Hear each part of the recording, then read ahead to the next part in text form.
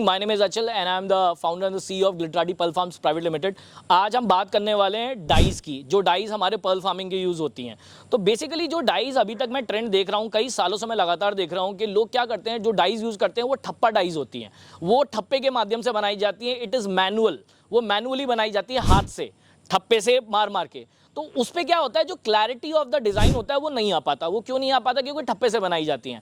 लेकिन जिस तरीके से इंडस्ट्री चेंज हो रही है, जिस तरीके से पर्ल फार्मिंग चेंज हो रहा है, धीरे धीरे हमने देखा कई सालों के अंदर कई सारे बदलाव आए पर्ल फार्मिंग के अंदर। फीड के ऊपर, ऑयस्टर्स के ऊपर, बहुत सारी चीज़ों के ऊपर लगातार बदलाव आ रहे हैं। तो ये एक और बदलाव है जिसको फॉलो करना, और जितनी जल्दी आप इस चीज़ को अपना लेंगे उतना ही अच्छी क्वालिटी का पर्ल आप बना पाएंगे।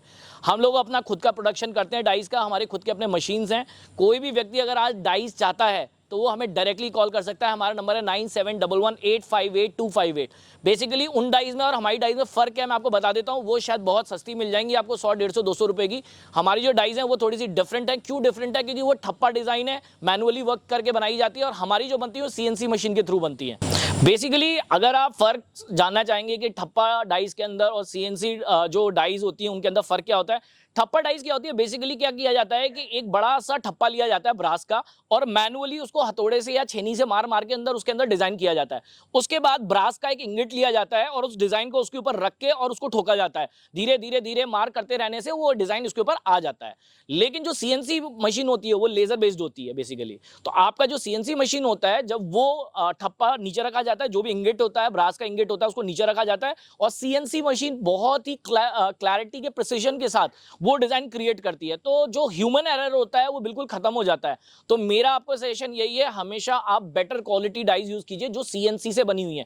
ऑफ कोर्स ही बात है, आप कोई भी चीज लेंगे CNC मशीन के थ्रू या ठप्पा डाइज के थ्रू, उनके प्राइस में बहुत फर्क होगा, ऑलमोस्ट डबल का फर्क होगा।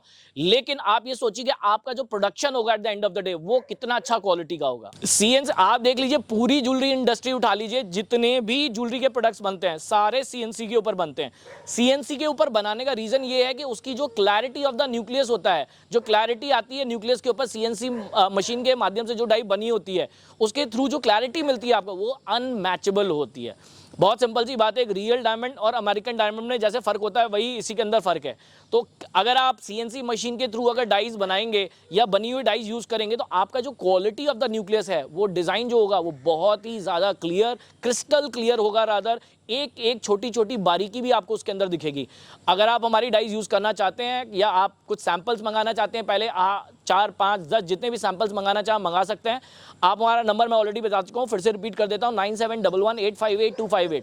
तो आज के आज ही हमारे जो भी आपको डिज़ाइन चाहिए, अगर आप अलग से डिज़ाइन कोई क्रिएट करवाते हैं, अपना खुद का कोई डिज़ाइन, उसके चार्जेस बिल्कुल अलग रहेंगे। जो लोग हम लोग यूज़ कर रहे हैं, अगर आप वही डिज़ाइंस यूज़ करते हैं तो उसके चार्जेस बिल्कुल अलग रहेंगे। तो आप अगर आपको कुछ भी उसके लिए फोटोज़ चाहिए, कुछ भी चाहिए, तो आप हमें डायरेक्टली कॉल कर लीजिए। मैं नंबर बता देता हूँ फिर से एक बार और, 9711858258।